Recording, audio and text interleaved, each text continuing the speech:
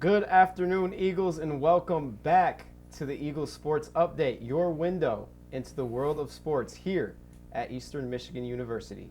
As always, I'm your host, Blake McQuarrie, here with my co-host, James Doerr. That's right, Blake. This week we are talking basketball with one of Eastern's most exciting athletes. But first, let's get things started by looking back at last week of our EMU teams with our first segment, This Week in Ypsi Sports.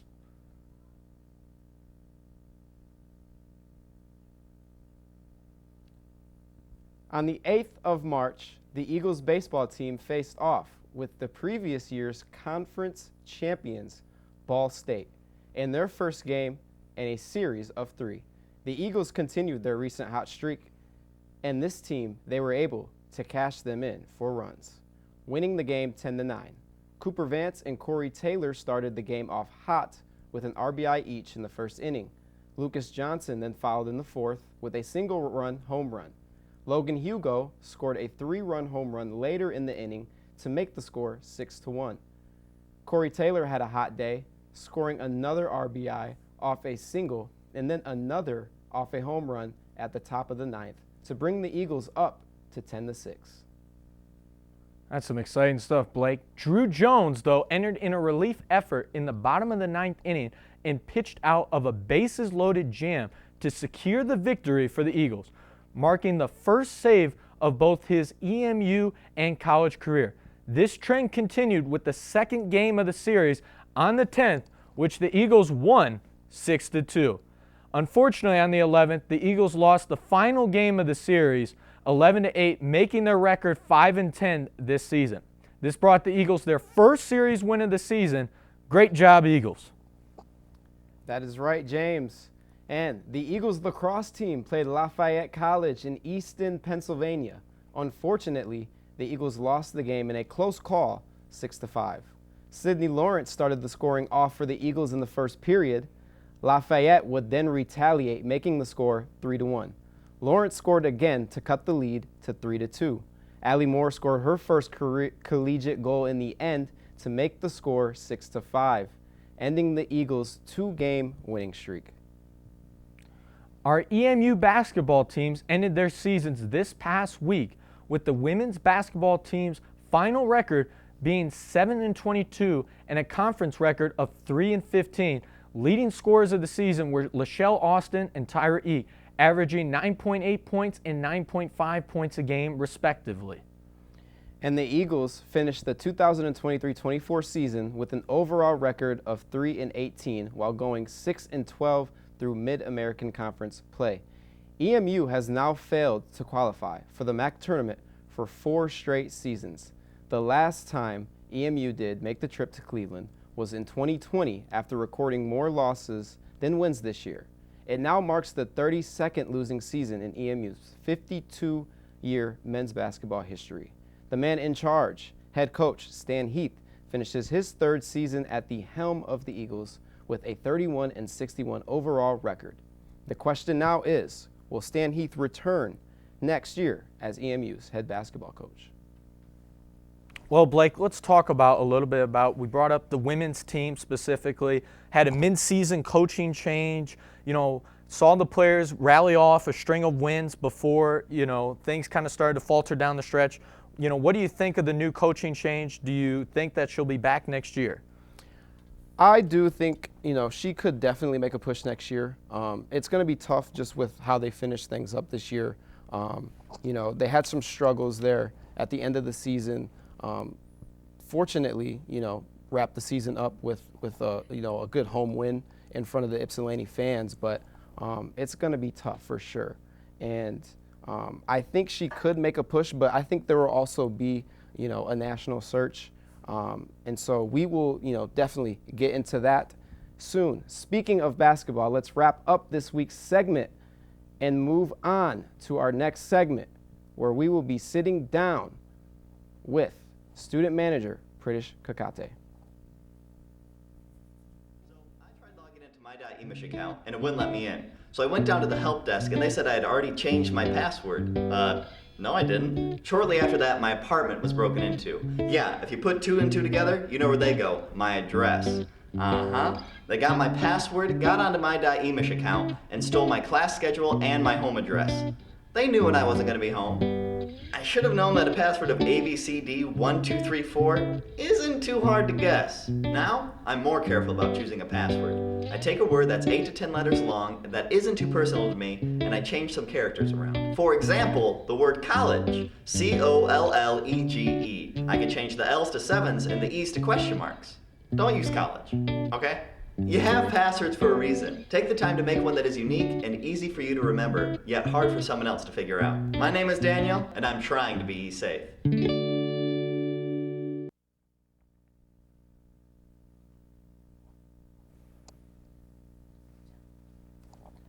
Welcome back, everybody. And now it is time to talk some women's basketball. As we mentioned, the record of 7-22 with a conference record of 3-15. Kesha Blanton took over mid-season for this team. We mentioned, no players were in double figures this season for the Eagles. What do you think it's going to take for the Eagles to be able to, score more points on offense? It was very much scoring by committee approach. Mm-hmm. I definitely think they are going to have to utilize, that transfer portal aspect that has been so important to, college athletics, especially in this time of the era of, what's happening with NIL and things like that. I think, utilizing that is going to help them kind of find, that score for them. We talk about, Lachelle Austin, who was, a leader of that team. She can handle the rock, but you do need a few wings there, and somebody that can play that three position very well, and can just get them buckets. I mean, that's kind of their big fall right there is finding somebody who can consistently night in and night out score the basketball for them. I think you mentioned it. Guard play is such a prominent example in women's basketball plays. We see the top teams in the country are always led by guards, especially in college basketball, and I don't think they really have that true ball handler. So Lachelle Austin, as you mentioned, a really good handler, can create her own shot, but not a great shooter necessarily. As the Eagles, as a team as a whole, finished in the bottom half of the conference for three-point shooting percentage. So that's definitely something you'll have to see rise. But I do think something they have to build off of it is Tyra Eakes' play, as she is a double-double threat every single night. As we mentioned, several games this season where she went over 10 rebounds. But what do you think? How do you think they build off of Eakes' play that's so strong in the post? Not much of a shooter, but has a lot of post moves and a lot of the ability to score a lot of second chance baskets. So I'm glad that you brought that up because that's probably a big priority in this offseason is the way that she played is bringing her back now for her final year. Like I mentioned, the transfer portal is a huge thing, which is something she could explore, but that's something that you have to utilize in the offseason is bringing her back for her final year and pairing her up with somebody that can almost do the same things that she can do as well. But I think they need more of that stretch four aspect of somebody who can is a big and like you said can get second chance buckets for them, but somebody who can stretch the floor a little bit as well, and has that size that is a tough matchup. That's something that is very key and especially in women's basketball nowadays is having like some twin towers down there, two girls who can post up, they can grab rebounds, get second chance buckets. I think just like I said, complementing what Tyra Eake can do, complementing that with somebody who can stretch the floor as well but has that size is something that is very vital for this team heading into next year. Now, as we mentioned, looking in the transfer portal, what do you think is a realistic kind of goal for the Eagles to go out and get? Because, a big part of the transfer portal nowadays is how much can you raise in an NIL collective, all about fundraising, paying players. may not be as quite big of a thing as it is necessarily in the men's game, but still a major thing. As you mentioned, the need for a stretch four, the need for more spacing in general. I think we can agree on that, as they really at times became one-dimensional as an offense. So what do you think their top priorities should be in the transfer portal? Well, like I said, it's just utilizing, bringing Tyreek back and getting somebody who can complement her play. But I've seen, some great things from Olivia Smith as well. She's, a guard who can handle the rock as well, like Lachelle Austin can. But she's also, got that aspect of she can shoot the ball. She's got some range. She can shoot the ball. I think improving, her percentage a little bit from beyond the arc is something that needs to be worked on this offseason for sure. But I would love to see, her progression in the offseason. And then, like I said, just somebody who can, play that 3 position for them. Somebody who can, defending is also a very, very key thing for them. We've seen, times where they struggled defending the ball, especially around the perimeter. There were games, like, for example, Ball State, where they struggled, just defending that perimeter. A lot of open shots were found, especially from Ball State. So somebody who has, like I said, just that length and can bring that perimeter defending is very, very vital for them. 10 plus threes in that Ball State game. Hard to win games that way when you're giving up that much point. Length will definitely be a focus. But let's transition now over to the men's team. As we'll get an inside look as to their season. It necessarily didn't go as well as they want. Looking forward to talking to Prisha about the men's team specifically. But Blake, what do you think their biggest reason were, for them to being able to kind of regress and not having the season that they really necessarily wanted? Well, first, it's kind of similar to that women's basketball is you have to bring back Tyson Acuff. You absolutely have to bring him back. That is going to be something that's very tough heading into the offseason, but that's the number one priority for this team this summer is bringing him back. 21.7 points per game, led the MAC, 7th in the nation. That is certainly a guy that you cannot lose this offseason. So bringing him back and pairing him with somebody who can complement his game, somebody who can, stretch the floor out a little bit. You got Arne Osojnik, the freshman who made, the all-MAC freshman team, and, was a top freshman among, the conference. His ability to be able to shoot the ball, especially from beyond the arc, is something that complements his game. But I think you need, that 2 aspect of somebody, that kind of like a Dwayne Wade type of player who can, kind of just complement Tyson's game. Their biggest gap this year was, the lack of scoring other than Tyson Acuff. Like I said, Tyson Acuff averaged 21.7 points per game. Their second leading scorer was Orlando Lovejoy with 9.8. And so bringing, somebody in who can complement the game and help Tyson out a little bit, kind of, bring the stress off of Tyson's back just a little bit is very key for this team.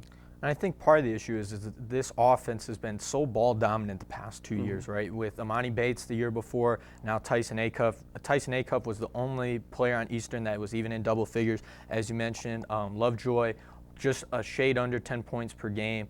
I think, a lot more of set plays in the half court need to be ran, as a lot of times really seems to be a lot of iso ball with Acuff, just kind of, trying to, create his own shot. A lot of things I think would be alleviated, as you said, with the continued development of Arne Osojnik. I think would be, he had some great games. I remember in the Oakland game specifically, scoring double figures, 16 points.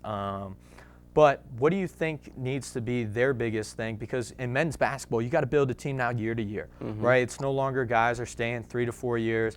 And even a guy like Tyson Acuff, he's a guy that may potentially leave for a Big Ten school, Exactly. right? So what are kind of the ways, we'll start with breaking down the question. What would be the way that you convince Tyson Acuff, hey, next year is going to be better. We're building something special here. Even though, as we mentioned, Stan Heath, his overall record at his time at Eastern is 31-61, right? So how do you convince a Tyson Acuff to come back for another year? Well, I think first you got to just let him know that, there's something to be built here. There is. And so, like you said, he can definitely utilize that transfer portal, go somewhere, like a Big Ten school or even SEC maybe or Pac-12.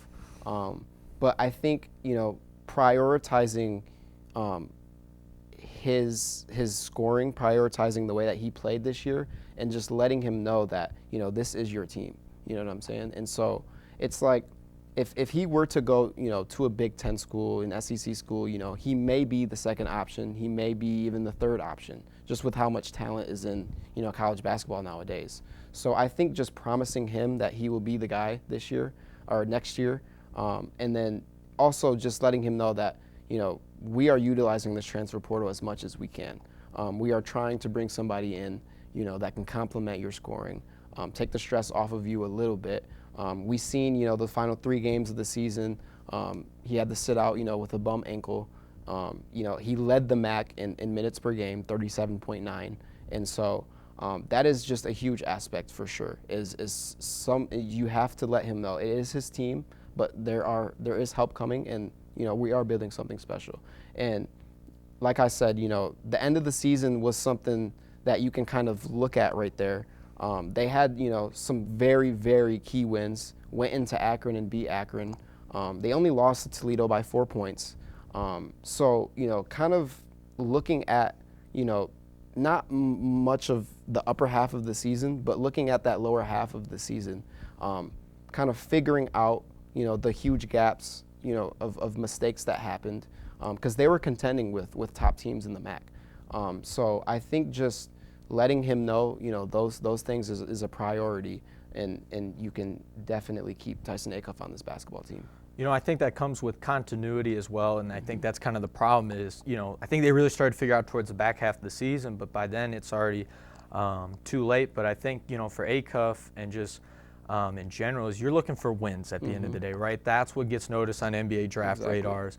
And just kind of the other point is, if you're Stan Heath, you got to have a different approach than other teams to transport. You got to know who you are. You're not a Big Ten school. You're not, a top contender, a potential tournament team. So, but I'm looking forward to talk to Pritchard more about this men's basketball team, and we'll take a short break, and then we'll come right back at you talking some more Eagles men's basketball. Stay with us. Your next level awaits. Exploring new horizons right around the corner. Changing your career and your perspective. Balancing daily life with lifelong dreams. And connecting with a community of excellence. The Graduate School at Eastern Michigan University. With online and on-campus programs, it's where your next level happens, where your degree makes a difference, and where you become your future you. Come and be true. EMU. We are joined here by Pritchard Gogati, and I'm really looking forward to talking to you specifically. From a student manager's perspective, you see the ins and outs of every day, the practice. What was kind of the morale of the team as kind of the losses piled up? I would say the morale of the team was, obviously we had big losses that we wanted to win, but it was pretty high because each loss that we had something to think about, something to work on, which we did in the lower end of the season, as we saw. But on the losses, we were all positive over the losses. We didn't take it to our hearts where we are not playing the next game, and we did play the next game pretty good. We had a stretch of a few losses, but I would say it was a not a negative atmosphere whenever we lost. And Pritish, I know you talked about those losses, but like I mentioned in previous segment, is you guys had some key wins, especially at the end of the year. Like you said, went into Akron. They had a 16-game home winning streak when you guys entered that arena, and you guys ended that off of an insane putback slam by Jalen Billingsley. Yes. So first of all, just talk about that moment.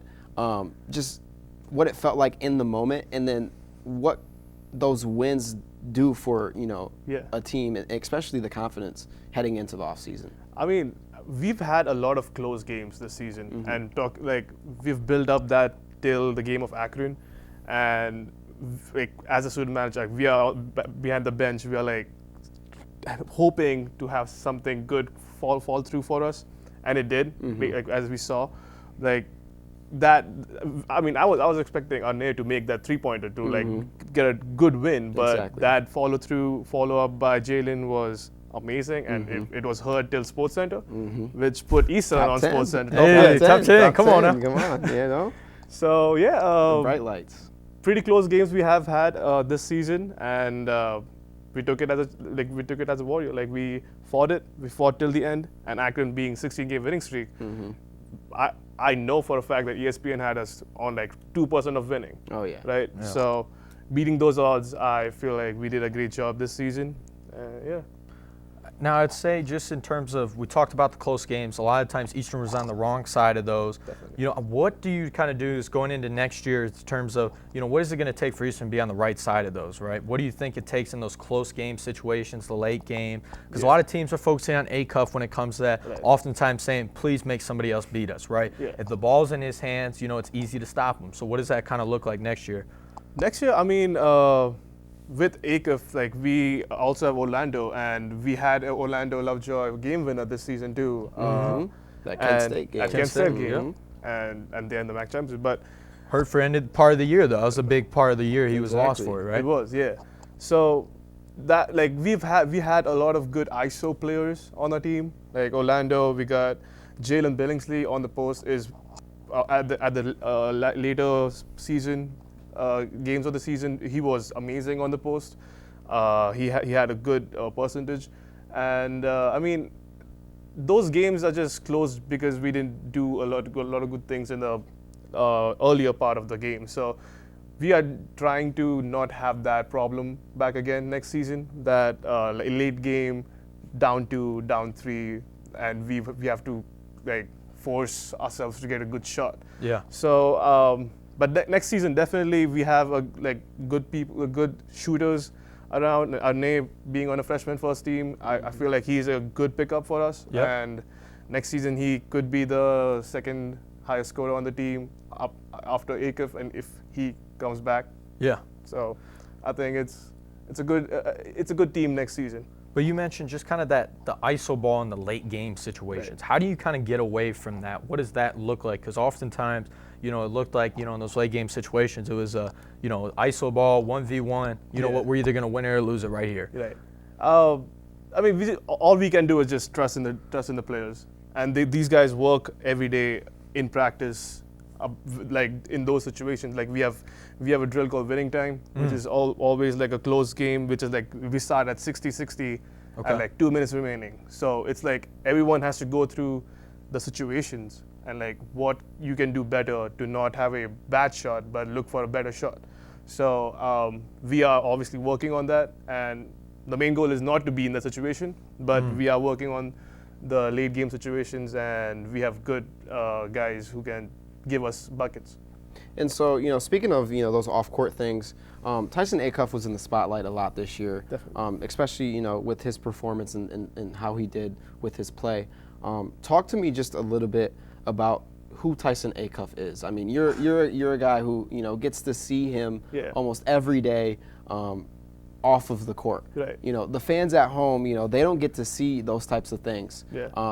Not only just his worth ethic, but, just who Tyson Acuff is as a person. Oh, he's a very chill dude. Like this dude, he'll score 20 points a game, and the next game, like on the bus ride back, he'll be chilling with us. Like that, and one thing I know, he loves pool. Really? He loves to play Ooh, pool. really? So he's competitive too. Like Really? you would think he's not competitive off the court, but he got a competitive mindset and like that Mamba mentality, killer mentality. So and that shows on the court too. But he's a very nice dude. And like during practice too, like he will be focused on the game, but then still he'll be fooling around, talking to players, like trash talking. His trash talk is so interesting that like he trash talks, and the other team like kind of takes it as a motivation. Really? Like in practices, like the B team or the scout team, right? He'll be. Give us an example, man. What's an Oh. example of his trash talk?